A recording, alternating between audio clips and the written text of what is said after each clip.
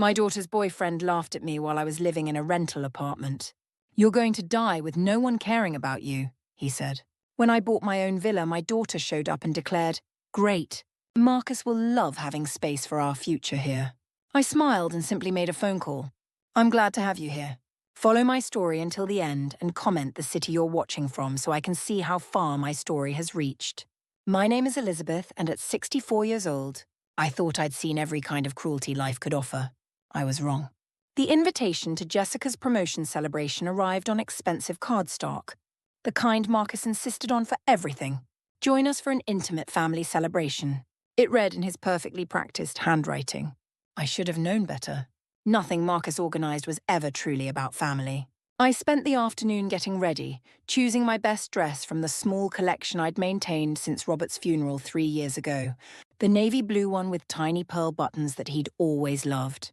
I even splurged on having my silver hair professionally styled at the salon downtown. Foolish, really, considering my tight budget. But it was my daughter's promotion to marketing manager. Some occasions called for effort. The restaurant Marcus had chosen was the kind of place that screamed money. Crystal chandeliers, white tablecloths so crisp they could cut paper, and waiters who moved like dancers around tables that cost more for one meal than I spent on groceries in a month. I clutched my small purse tighter as the hostess led me to their table. Jessica stood to greet me, and for a moment I saw flashes of the little girl who used to run into my arms after school. "Congratulations on your promotion, sweetheart," I said, embracing her. She felt stiffer than I remembered, more formal. Marcus had trained her well. "Thanks for coming, Mom." Her smile seemed genuine enough, but there was something distant in her eyes. Marcus sat beside her, his athletic build perfectly showcased in an expensive suit, wearing a watch that probably cost more than my monthly rent. He offered me a tight smile that never reached his eyes. "Elizabeth, how lovely you look." Presentable. The word hung in the air like a slap. Presentable. Not beautiful, not elegant, not even nice, presentable. As if I were a charity case he was graciously allowing at their table. The evening started innocuously enough. Jessica talked about her new responsibilities at the marketing firm. Marcus mentioned their upcoming vacation to Italy, and I listened, nodding at appropriate moments, trying to contribute when I could. But every comment I made seemed to amuse Marcus in ways that made my chest tighten. When the waiter brought the wine list, Marcus made a show of ordering something expensive. "We'll have the Chateau Margaux," he announced, then glanced at me with mock concern. "Oh, but maybe we should order something more economical. I know things have been tight since you moved to that little apartment." My cheeks burned. Yes, I lived in a modest rental now. After Robert died, the big house felt too empty, too full of memories. But the way he said it made it sound like I was living in squalor. "The wine sounds lovely," I managed, my voice steady despite the humiliation creeping up my throat. Dinner conversation continued, but I noticed how Marcus steered every topic toward money, success, and their comfortable life. When I mentioned volunteering at the community medical center, he laughed. Actually laughed. "Oh, Elizabeth, that's so sweet. Playing nurse with other lonely old ladies. How fulfilling that must be for you." Jessica said nothing. She just cut her salmon and avoided my eyes. The breaking point came when Marcus excused himself to the restroom. I thought maybe I could connect with my daughter, talk to her the way we used to before he came into the picture. But when I reached across the table to touch her hand, she pulled away. "Mom, about your living situation," she started, her voice uncomfortable. "What about it?" "Well, Marcus and I have been talking. We're concerned about you living alone in that neighborhood. Maybe it's time to consider other options." "Other options," the words chilled me. "What kind of other options?" Before she could answer, Marcus returned, sliding into his seat with a satisfied smile. "Oh, good. You're discussing Elizabeth's future. I was telling Jessica just yesterday how worried we are." He leaned forward, his voice dripping with false concern. "Honey, you're not getting any younger. Living alone, struggling to make ends meet, it's not sustainable. There are some lovely assisted living facilities that offer very reasonable rates." The room seemed to tilt. Assisted living. They wanted to put me away. "I'm perfectly capable of taking care of myself," I said, my voice barely above a whisper. Marcus's laugh was sharp, cutting. "Oh, sweetheart, of course you think that. But let's be realistic. You're living in a tiny rental, probably eating canned soup for dinner, volunteering just to have somewhere to go during the day. It's honestly quite pathetic." He reached for his wine glass, taking a leisurely sip before delivering the final blow. I mean, let's face it, you're going to die with no one caring about you anyway. Wouldn't it be better to have some dignity in your final years? The words hit me like physical blows. Die with no one caring. The casual cruelty of it. The way he smiled as he said it, as if he were discussing the weather. I looked at Jessica, waiting for her to defend me, to tell her boyfriend he'd gone too far. She said nothing, just stared at her plate, her jaw tight but her mouth firmly shut. Marcus continued, apparently enjoying my silence. We're only thinking of what's best for you. Jessica works so hard and we're planning to move in together soon. We can't be expected to take care of you too. Take care of me. As if I were a burden they'd been graciously carrying, instead of the woman who'd raised Jessica alone after her father died, who'd worked double shifts at the hospital to pay for her college, who'd celebrated every achievement and comforted her through every disappointment. I stood up slowly, my legs shaking. "Excuse me," I whispered, grabbing my purse. "Where are you going?" Marcus called after me, but I didn't answer. I walked through that elegant restaurant on unsteady legs, past tables full of families who actually seemed to love each other, past couples holding hands over candle-lit dinners. The hostess smiled as I passed, probably thinking I was heading to the restroom. Instead, I walked straight out into the cool night air and kept walking until I reached my car. My hands trembled as I fumbled with the keys. Behind me, I could hear the restaurant door opening, footsteps on the pavement. "Mom, wait!" Jessica's voice called out. I turned, hope flickering in my chest. Maybe she'd come to apologize, to tell me Marcus had been out of line. "You can't just leave like that." Marcus feels terrible about what he said. I stared at my daughter, this woman I'd raised, looking for any sign of the girl who used to defend me against playground bullies. Does he? Of course he does. He was just trying to help. We both are. There it was. Even now she was taking his side, making excuses for his cruelty. I realized with crushing clarity that I'd already lost my daughter. Marcus had won completely. "Tell him not to worry about me," I said quietly, getting into my car. "I'll be just fine." As I drove away, I saw them in my rearview mirror. Jessica and Marcus standing together on the sidewalk, probably already discussing how dramatic I was being, how unreasonable. That night, alone in my small apartment, I sat in Robert's old chair and cried until there were no tears left. But somewhere between the grief and the humiliation, something else began to grow. Something harder, more determined. They thought they knew me. They thought I was just a poor, pathetic old woman with nothing left but their reluctant charity. How wrong they were. The morning after Jessica's promotion dinner, I woke with a clarity I hadn't felt in years. The tears were gone, replaced by something much more dangerous: determination. I made my coffee the way Robert used to, strong and black, and sat at my small kitchen table with a stack of documents I hadn't touched in months. Bank statements, investment portfolios, property deeds, papers that told a very different story than the one Marcus thought he knew. Most people would be surprised to learn that the poor old woman living in a modest rental apartment was worth just over $2.3 million. Robert had been brilliant with money, you see. Not just the steady income from his medical practice, but smart investments in pharmaceutical companies and medical technology that grew quietly over 30 years of marriage. Healthcare stocks purchased in the 80s, medical real estate investments in areas everyone said would never amount to anything, a diversified portfolio that weathered every market crash and came out stronger. When he died, he left me everything. "Take care of yourself, Elizabeth," his letter had said. "You deserve better than anyone gave you credit for." But I'd made a conscious choice to live simply. After Jessica started dating Marcus, I'd watched him transform my sweet, thoughtful daughter into someone I barely recognized. Someone who cared more about appearances than substance, more about what people could do for her than who they really were. So I decided to test them. I moved to a smaller place, drove an older car, dressed modestly. I wanted to see what kind of people they'd become when they thought I had nothing to offer them. I'd hoped I was wrong. I'd prayed that Jessica would invite me over just to spend time together, that Marcus would show some genuine kindness, that they'd love me for who I was rather than what I could provide. Last night had answered that question definitively. I spread the papers across my table like a general planning a campaign. The largest investment account showed a balance that would make Marcus's designer suit budget look like pocket change.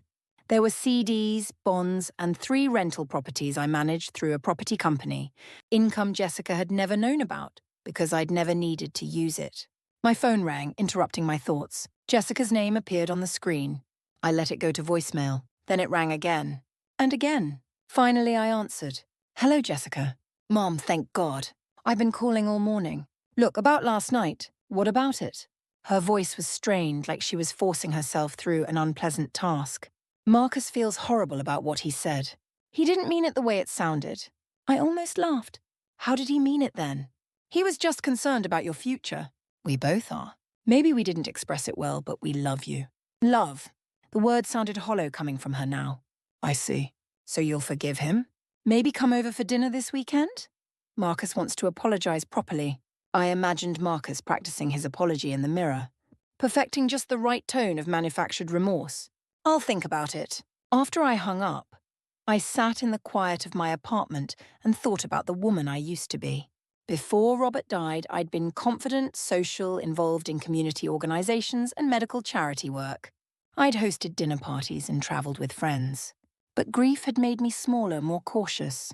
Marcus's cruelty the night before had awakened something I'd forgotten I possessed. The strength that had gotten me through raising Jessica alone when her father died. The determination that had helped me build a career in nursing when women my age were expected to stay home. I picked up my phone and called my attorney, David Miller. We'd worked together when Robert died, and he'd handled all my financial planning since then. Elizabeth, how lovely to hear from you. How are things? Complicated, I said. I need to make some changes to my will. Of course. What kind of changes? I took a deep breath, thinking of Jessica's silence the night before, her inability to defend me against her boyfriend's cruelty. I want to remove my daughter as beneficiary. David's pause was brief but telling. That's a significant decision. May I ask why? Let's just say I've learnt some things about her character that concern me. All right. Who would you like to designate instead? I'd been thinking about this all morning. There was a charity Robert and I had supported for years, Elder Dignity Foundation, which provided companionship and support for elderly people who'd been abandoned by their families. People like I was becoming. I want everything to go to Elder Dignity Foundation, I said. Every penny. That's very generous, Elizabeth. Are you absolutely certain about this? It's not irreversible, but it is substantial. I thought about Marcus's laugh, his casual dismissal of my life as meaningless. I'm certain. I'll draft the documents. When would you like to come in to sign them? Today, if possible. After I hung up, I walked to my bedroom and opened the closet I'd been ignoring for months.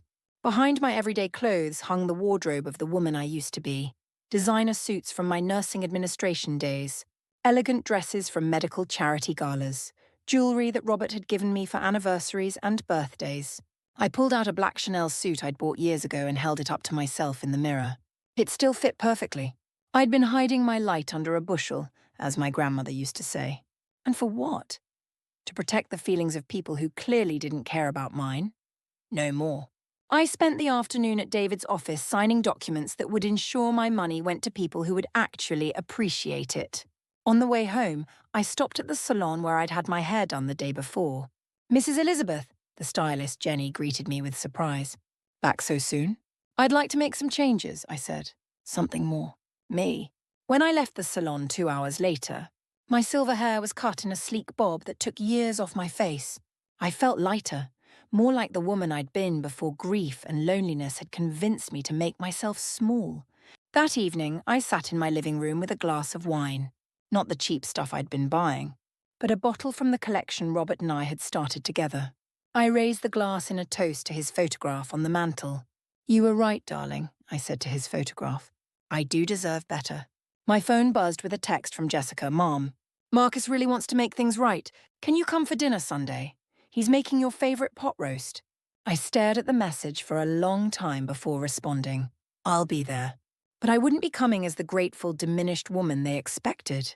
I'd be coming as myself, the real Elizabeth, the one with means and options and absolutely nothing left to lose. They wanted to play games with my life? Fine.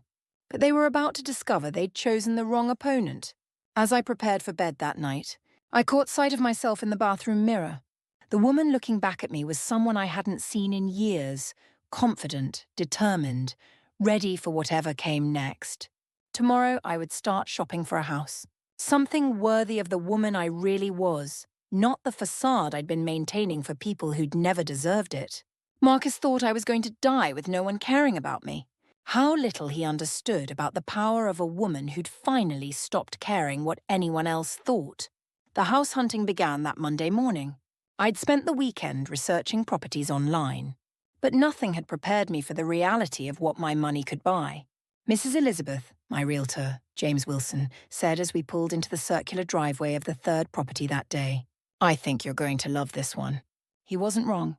The modern-style mansion sat on 2 acres of perfectly manicured grounds with towering oak trees that must have been 100 years old. 5 bedrooms, 4 bathrooms, a home office with built-in shelves that reached the ceiling, and a kitchen that belonged in a magazine. The asking price was $920,000, a fortune to most people, but well within my means. "It's beautiful," I breathed, running my fingers along the marble countertops in the kitchen. Through the bay window, I could see a garden that would be spectacular in spring, and beyond that, a small pond with a wooden bridge. The previous owners were an elderly couple who maintained it impeccably, James explained. They moved to Florida last month. All the major systems have been updated. "And that home office, I understand you mentioned loving to read?" I nodded, picturing myself in that room with its leather chairs and fireplace, surrounded by books instead of the silence of my small apartment. This was what Robert would have wanted for me. This was the life I deserved. "I'll take it," I said. James blinked. "Don't you want to see the upstairs? Or discuss the offer?" "We could probably negotiate." "Full asking price," I interrupted. "Cash sale. How quickly can we close?" His surprise was almost comical. "Well, with a cash offer, probably within 2 weeks." "Are you certain?" "Absolutely." By Wednesday, the paperwork was complete. By Friday, I was signing closing documents and receiving the keys to my new home. I'd never felt more empowered in my life. The moving process was simple. I hired professionals to handle everything while I supervised from my new home office, already furnished with a few pieces I'd ordered online. I'd kept only the things that mattered: Robert's photographs, my books, and a few pieces of furniture with sentimental value. Everything else was donated or sold. I waited until I was fully settled before calling Jessica.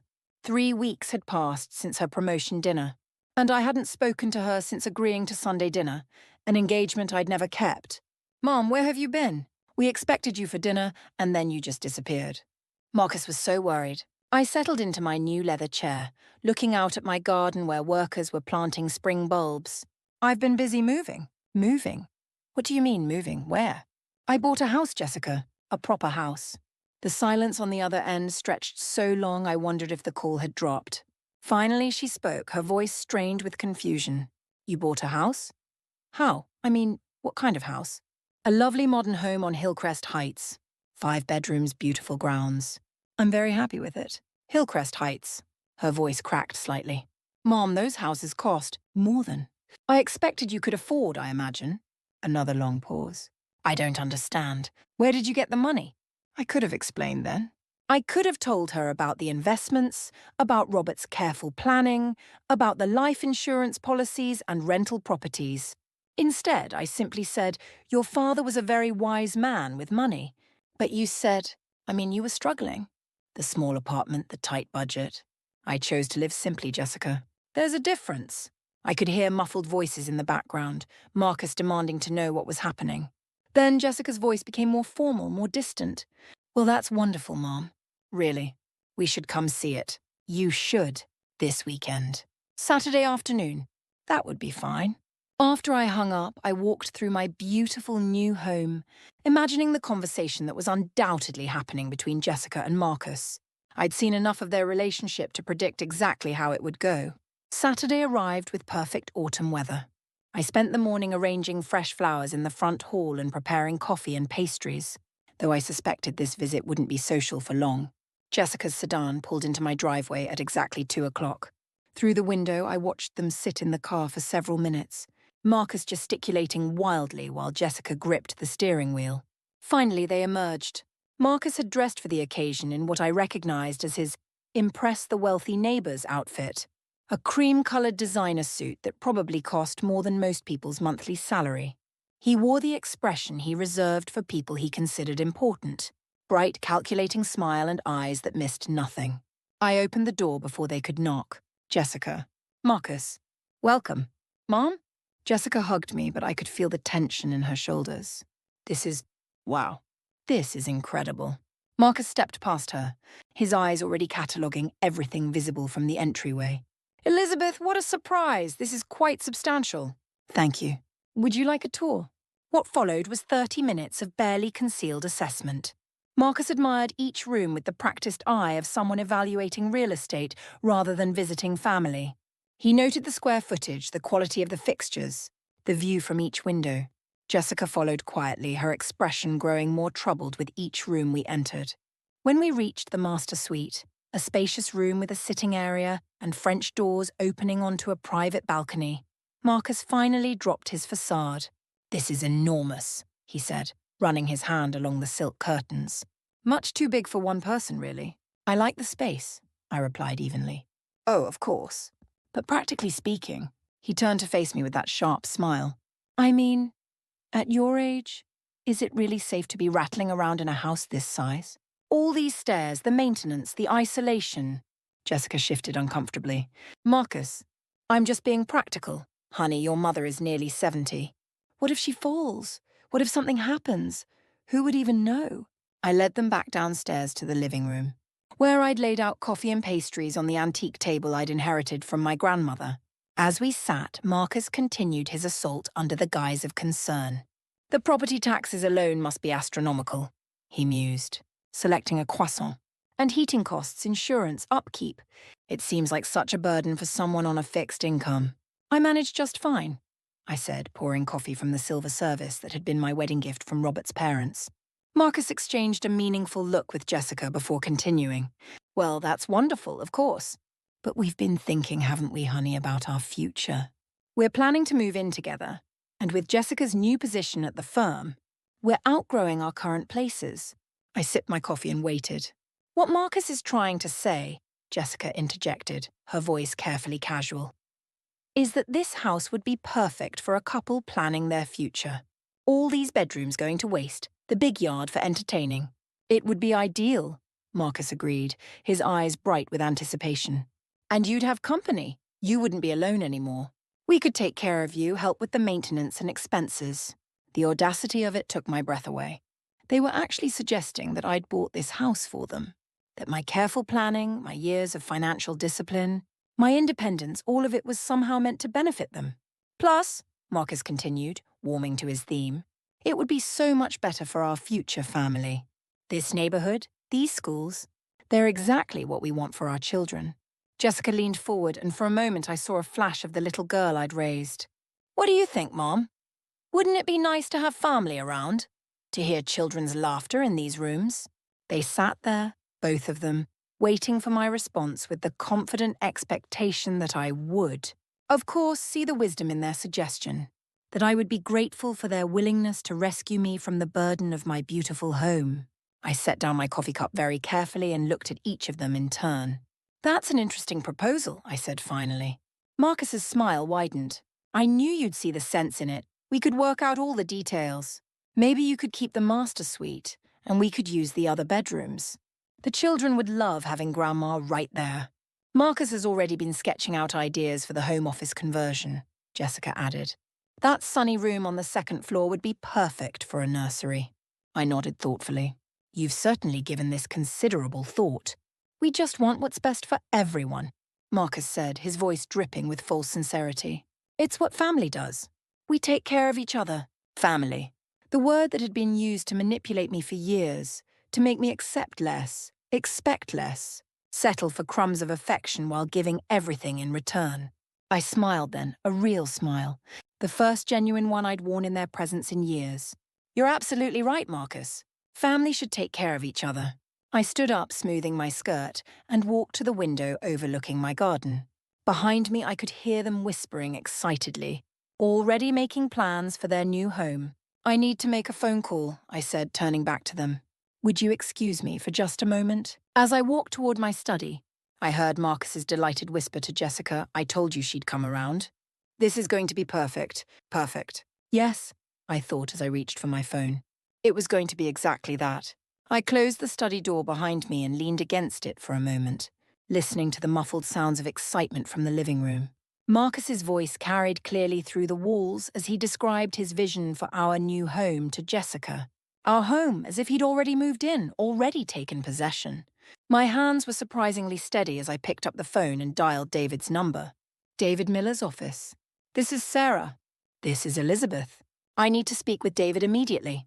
It's urgent. One moment, please, Mrs. Elizabeth. The hold music seemed to stretch on forever, punctuated by bursts of laughter from the other room.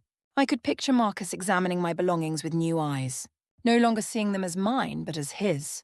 The crystal vases that had been wedding gifts, the paintings Robert and I had collected during our travels, the antique furniture passed down through generations, all of it being mentally redistributed to suit his taste. Elizabeth? David's voice was concerned. Sarah said it was urgent. Is everything all right? I need to make immediate changes to my will. Today, if possible. What kind of changes? We just updated everything 3 weeks ago. I walked to the window, looking out at the garden where I'd planned to spend peaceful mornings with my coffee and books. In the reflection, I could see my own face, calm, determined, finally free of the desperate hope that had kept me clinging to the illusion of family love. I want to add specific language about my house. Very specific language. All right. What did you have in mind? I want it clearly stated that under no circumstances is my daughter or her boyfriend to inherit this property.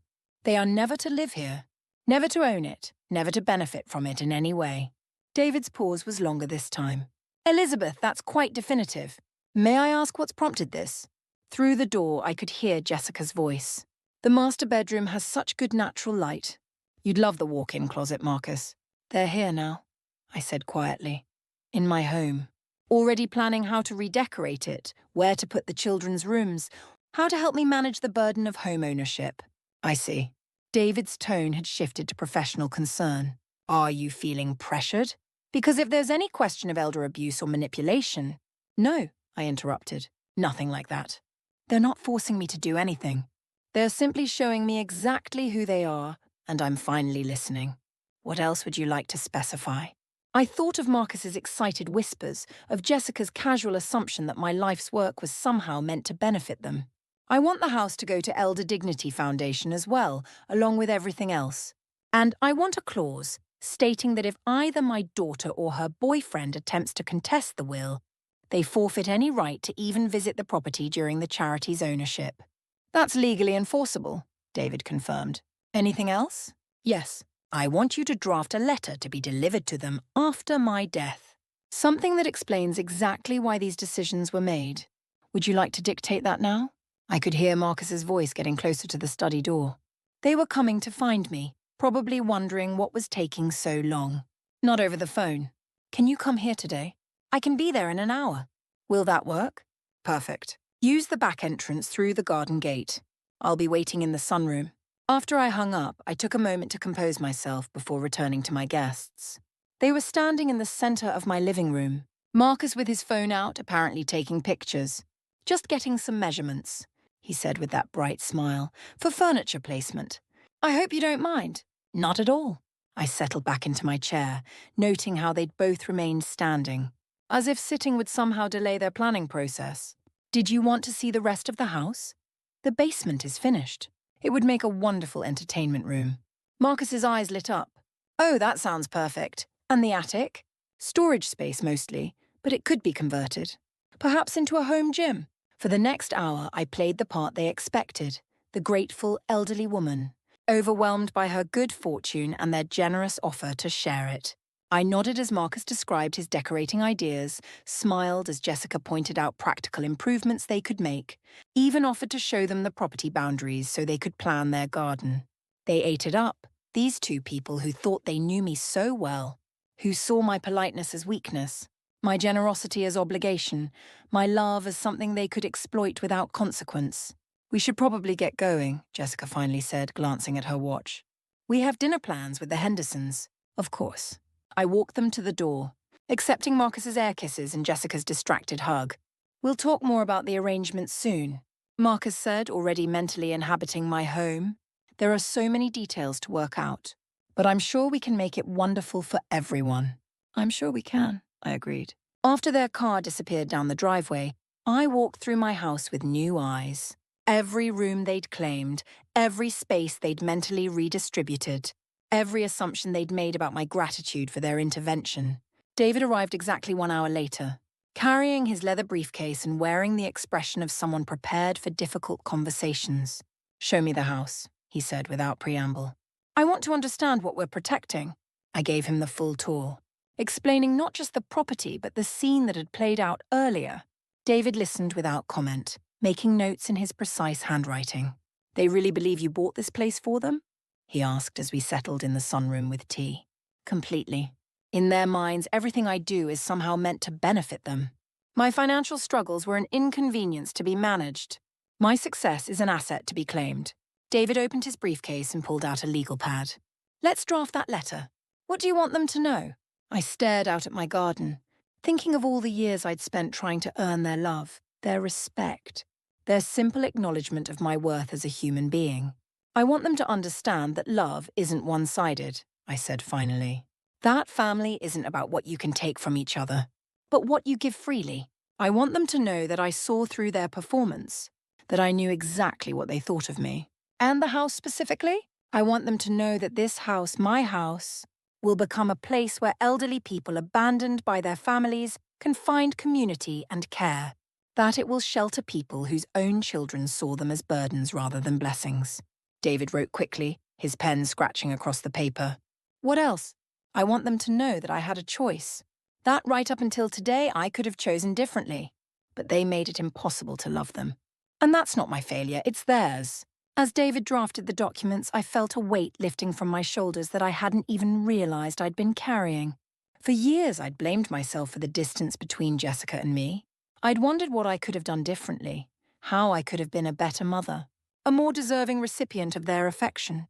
But today had shown me the truth. It wasn't about what I'd done or failed to do. It was about who they'd chosen to become.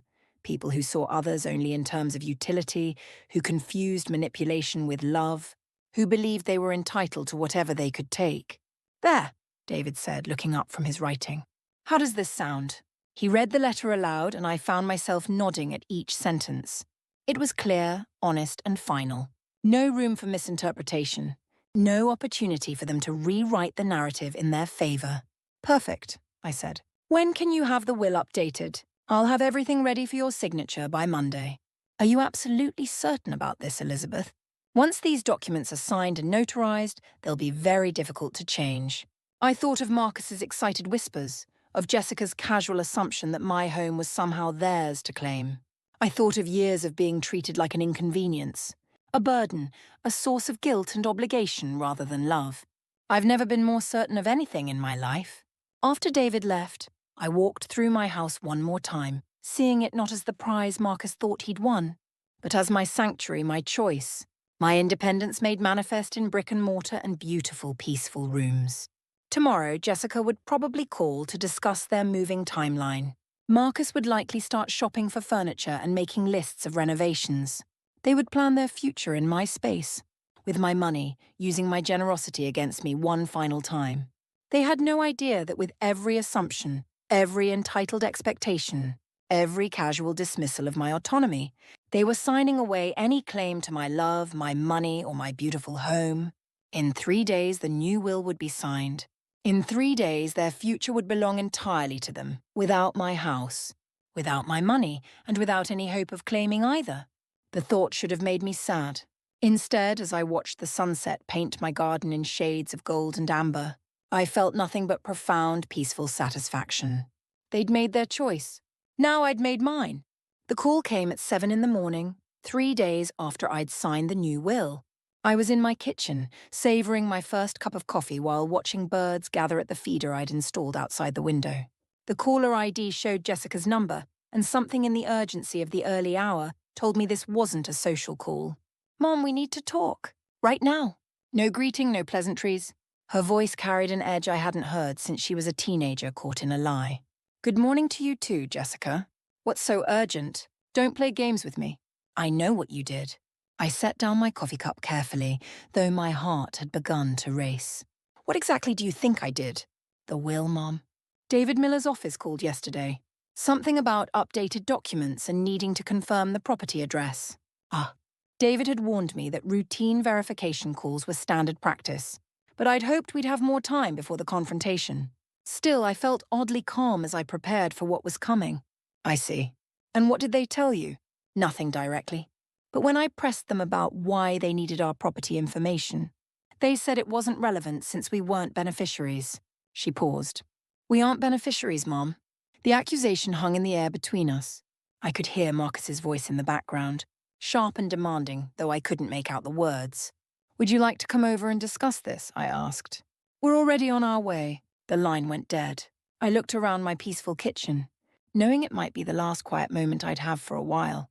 Then I went upstairs to dress properly for what was about to be a very difficult day. They arrived within 20 minutes, which meant they'd been calling from their car. Marcus's face was flushed with anger when I opened the door, and Jessica looked like she hadn't slept. Inside. Now, Marcus demanded, pushing past me into the foyer. I followed them into the living room, where they both remained standing, positioned like prosecutors about to deliver an indictment. How could you do this to us? Marcus's voice was shrill, all pretense of politeness abandoned. After everything we've done for you, after all our plans.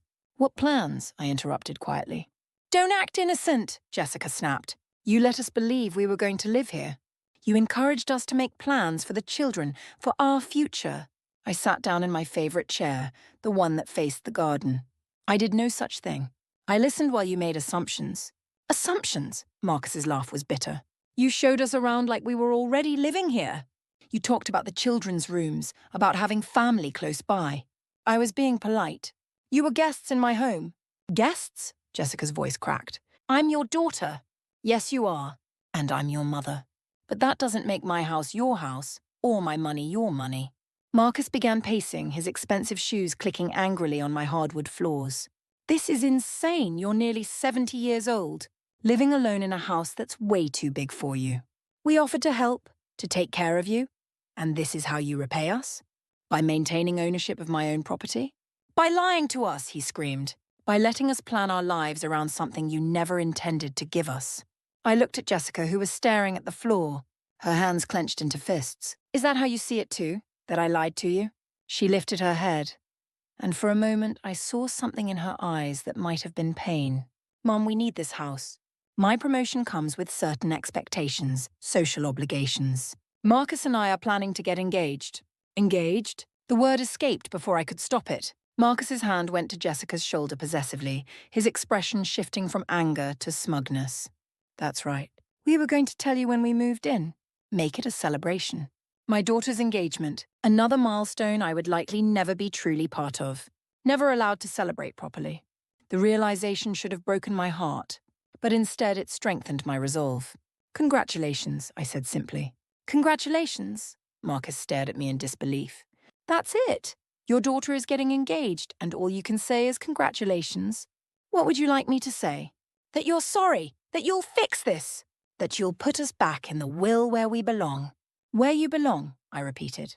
And where exactly do you think that is? Jessica stepped forward, her voice taking on the persuasive tone she used in marketing presentations. Mom, let's be reasonable here. You don't need a house this size. The maintenance alone must be overwhelming. And with our engagement, we really do need more space. So buy a bigger house. With what money? Marcus shrieked. Do you know what houses cost in decent neighborhoods? Do you know what weddings cost? What it takes to give children the kind of life they deserve. The kind of life your children deserve, I corrected. Your responsibility, not mine. Marcus's face went white with rage. You selfish, bitter old woman. No wonder your husband died and left you alone to raise Jessica. No wonder your own daughter can barely stand to visit you. The words hit like physical blows, but I didn't flinch. Robert didn't leave me, Marcus. He died. And if Jessica can barely stand to visit me, why would you want to live in my house? Because it's not your house, he screamed. Not really. Jessica is your only child. Your only family. Everything you have should go to her automatically. That's how families work. Is it? I stood up, walking to the mantel where Robert's photograph sat beside pictures of Jessica as a child. Tell me, Marcus, in your family, did your parents work double shifts to pay for your college? Did they sacrifice their own comfort so you could have opportunities? That's different. That's what parents are supposed to do. And what are children supposed to do? He faltered for a moment, caught off guard by the question. Jessica answered instead. Children are supposed to be grateful. They're supposed to take care of their parents when they get old. Take care of them, I repeated. Not take from them. Not treat them like inconveniences to be managed or assets to be claimed. We never treated you like an inconvenience, Jessica protested. I turned to face her fully. Really? Then why did Marcus suggest I move to assisted living? Why did he tell me I was going to die with no one caring about me? Why did you sit there and let him say those things? Her face flushed. He was just concerned about your safety. No, he wasn't. He was concerned about his comfort, about not having to deal with an aging mother-in-law who might become a burden. Marcus had stopped pacing and was staring at me with naked hatred. You're twisting everything. We offered to let you stay here, to take care of you. You offered to let me stay in my own house while you took it over. You offered to manage my life for me because you decided I wasn't capable of managing it myself. Because you're not, he exploded. Look at you, living alone, no friends, no social life, nothing to do but sit in this huge house and feel sorry for yourself. We were trying to help you. By taking my house? By giving your life meaning. By letting you be part of something bigger than your pathetic little existence. The words hung in the air like poison. Jessica looked stricken, as if she was finally hearing what her boyfriend actually thought of me. Marcus, she said quietly, that's enough. No, it's not enough, he whirled on her. Your mother is being deliberately cruel. She's punishing us for trying to build a life, for wanting better for our future. She's a jealous, vindictive old woman who can't stand to see anyone else happy. I walked to my desk and pulled out a folder I'd prepared that morning. Inside were copies of the new will, along with the letter David had helped me draft. Since you seem so interested in my will, I said, handing the folder to Jessica, you might as well know the whole truth. She opened it with trembling hands, Marcus reading over her shoulder. I watched their faces change as they absorbed the contents, confusion giving way to shock, shock to horror, horror to rage. You left everything to charity. Jessica's voice was barely a whisper. To Elder Dignity Foundation? Yes.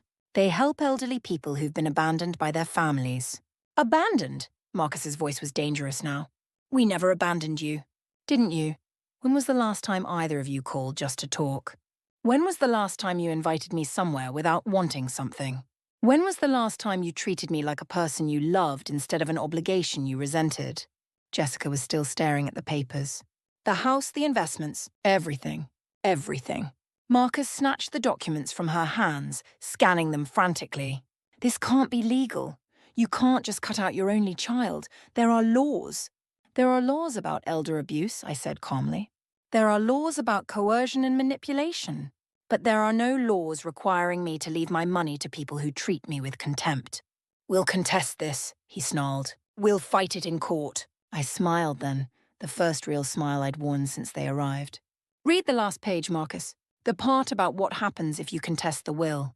His eyes flew to the document, and I watched his face drain of colour as he read the clause David had insisted we include. If you contest the will, I said pleasantly, you forfeit any right to visit this property, even after it becomes a care facility for abandoned elderly people. You'll be legally barred from ever setting foot here again. You can't do this, Jessica said, her voice breaking. I'm your daughter. Yes, you are. And I'm your mother. But being family doesn't give you the right to my life, my money, or my home. It certainly doesn't give you the right to treat me like a burden while expecting to inherit my assets. Marcus threw the papers on the floor, his face twisted with fury. You'll regret this. When you're dying alone in this house, when you have no one to take care of you, you'll remember this moment and wish you'd been different. I looked at him, really looked at him, and saw not the charming, attractive man who'd stolen my daughter's affection, but a small, grasping person whose entire sense of worth depended on what he could take from others. I won't be dying alone, Marcus. I'll be surrounded by people who've learned, as I have, that blood doesn't make family. Love does. Respect does. And neither of you has shown me either in years. They left then, Jessica gathering the scattered papers while Marcus stormed toward the door. At the threshold, she turned back one last time. Mom, please. There has to be a way to fix this. I looked at my daughter, this woman I'd raised, loved, sacrificed for, and felt nothing but profound sadness for what she'd become. There was always a way to fix this, Jessica. You just never bothered to try. After the door closed behind them, I stood in my foyer, listening to their car start, listening to them drive away from my life for what I knew would be the last time. Then I walked to my kitchen, poured myself a fresh cup of coffee, and sat down to enjoy the most peaceful morning I'd had in years. 6 months passed before I heard from them again. 6 months of the most peaceful, fulfilling life I'd lived since Robert's death. I'd thrown myself into activities I'd forgotten I enjoyed, hosting book clubs in my home office, volunteering at the community medical centre, taking painting classes at the local art studio. My house had become what it was always meant to be, a home, not a monument to loneliness. The call came on a Tuesday morning in spring. I was in my garden planting the roses I'd ordered from a catalogue when my phone rang from inside the house. I almost didn't answer it, but something about the persistence of the ringing made me wipe my hands on my gardening apron and go inside. "Hello, Mom." Jessica's voice was smaller than I remembered, tentative in a way that reminded me of the little girl she'd once been. "Hello, Jessica." I was wondering if we could talk. In person. I looked out at my garden, at the roses waiting to be planted, at the life I'd built without them.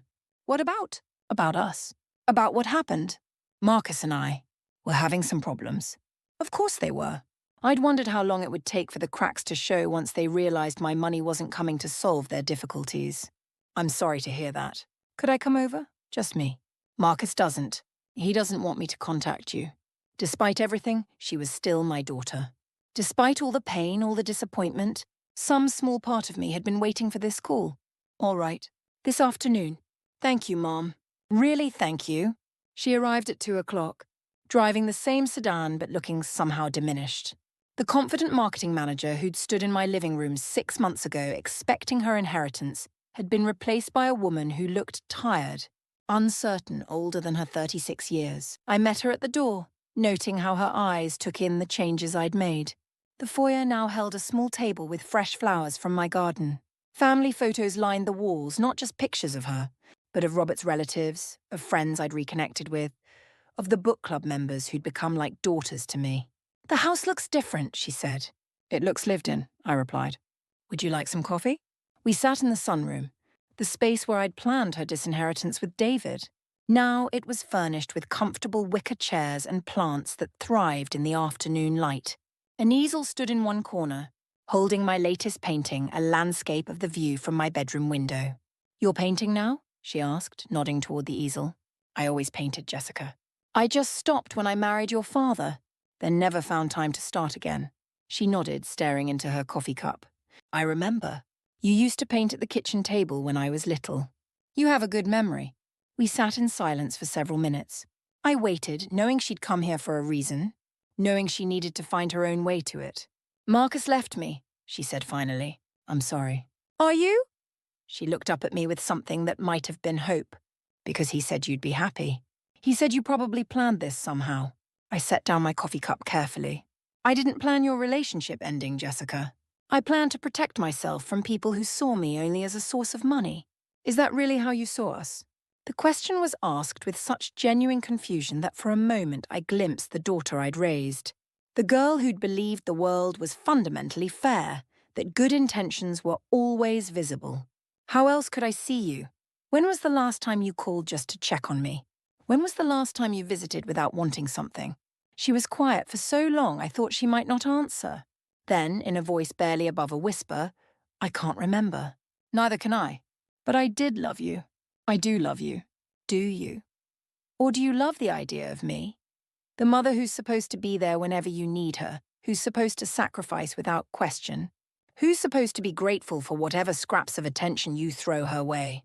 Tears gathered in her eyes. "That's not. I never thought of it that way." "I know you didn't. That's the problem." She leaned forward, her hands clasped so tightly her knuckles were white. "Mom, I know I made mistakes. We both did. But I'm here now trying to fix things." "What exactly are you trying to fix?" "Our relationship. Us. I miss you. Do you? Or do you miss the security of knowing I was there, ready to bail you out when things got difficult?" Her face flushed. "That's not fair, isn't it? Your boyfriend left you, and suddenly you remember you have a mother. Your financial situation is probably strained without the inheritance you were counting on. And now you want to rebuild our relationship. The money doesn't matter. Stop." My voice was sharper than I'd intended. "Don't lie to me, Jessica. Not anymore. We're past that. She slumped back in her chair, looking defeated. Okay. Yes, things are tight. My promotion came with expenses I hadn't expected, and we'd counted on. We'd hoped. You'd hoped to inherit my house and live here rent-free while using my savings as your personal bank account. When you put it like that, it sounds awful. Because it was awful. You and Marcus treated me like a resource to be managed. Not a person to be loved. But I did love you, she insisted. I still do. I studied her face, looking for signs of the manipulation I'd grown so accustomed to. Instead, I saw something I hadn't expected: genuine remorse. Tell me about the breakup, I said. When he realized the money wasn't coming, he changed. He started talking about finding someone with better prospects, someone whose family had more to offer. She laughed bitterly. He said I'd failed him by not being able to control my own mother. And your engagement? Her face crumpled. He called it off, said he wasn't going to be tied down to a woman who couldn't provide the lifestyle he deserved. The cruelty of it took my breath away. Whatever I thought of Marcus, seeing my daughter's pain was harder than I'd expected. I'm sorry, Jessica. That's unforgivable. He said it was your fault, that if you'd just given us the house, none of this would have happened. Do you believe that? She was quiet for a long time, staring out at my garden where butterflies danced among the flowers. I wanted to. It was easier than admitting I'd fallen for someone who only loved me for what I could give him. The same way you only loved me for what I could give you. The words hung between us like a bridge neither of us was sure we wanted to cross. Jessica's shoulders began to shake, and I realized she was crying, really crying. Not the manipulative tears I'd seen before, but the broken sobs of a woman who'd finally understood what she'd lost. I'm so sorry, Mom. I'm so sorry for everything. For not defending you, for taking you for granted, for letting him treat you the way he did. I'm sorry for not being the daughter you deserved. I watched her cry, this woman who'd hurt me so deeply, and felt something shift in my chest. Not forgiveness. That would take time if it came at all. But perhaps the beginning of understanding. Jessica, look at me. She lifted her head, her face red and wet with tears. I need you to understand something. I didn't change my will to punish you. I changed it to protect myself. I couldn't keep giving pieces of myself to people who saw those pieces as their right rather than my gift. I know. I see that now. Do you? Or are you just saying what you think I want to hear because you're hoping I'll change my mind about the money? The question hit her like a physical blow. I don't know. I want to say the money doesn't matter, but I can't honestly tell you that losing it didn't bring me here. Her honesty surprised me. At least you're being truthful. I'm trying to be. I'm trying to figure out how to be the person you raised me to be instead of the person I became. I poured myself more coffee, considering. What would that look like? I don't know. Learning to live with less, maybe. Figuring out how to be alone without feeling sorry for myself. Calling you just to talk, not because I need something. And if I told you right now that the will isn't changing, that you'll never inherit this house or my money, what then? She was quiet for a long time. Then I guess I'd have to learn to live with that. And maybe I'd ask if I could still visit sometimes. Not to convince you to change your mind, but just to spend time with you. Why? Because you're my mother. Because I love you, even if I've done a terrible job of showing it. Because I don't want to lose you completely. I looked at this woman, my daughter, my greatest success and my deepest disappointment, and felt something I hadn't experienced in years: hope. The will isn't changing, Jessica. Her face fell, but she nodded. I understand. But you can visit if you want to. If you can accept that this relationship has to be different from what it was before. Different how? Equal. No more expectations that I exist for your convenience. No more assumptions that my love comes without conditions. No more taking without giving. I'd like to try. It won't be easy. Trust is earned, not inherited. I know. I stood up and walked to the window, looking out at my roses, finely planted and beginning to bloom. There's something else you should know. Elder Dignity Foundation is planning to use this house as a residential facility in a few years, when I'm no longer able to live here alone. And you're okay with that? I'm looking forward to it. To being surrounded by people who understand what it's like to be discarded by family, and who've learned to make family out of friendship instead. Will there be room for family who want to do better? I turned back to her, seeing not the entitled woman who'd expected her inheritance, but the uncertain girl who'd once depended on me for everything.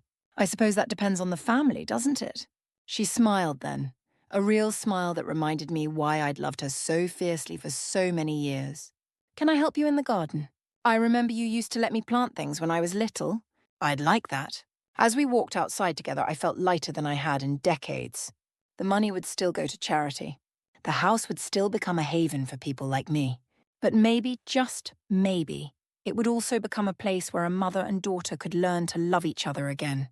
Not out of obligation or expectation, but out of choice. It was more than I'd dared to hope for, and exactly what I'd been brave enough to demand: a love worth having or nothing at all. In the end, I'd gotten both.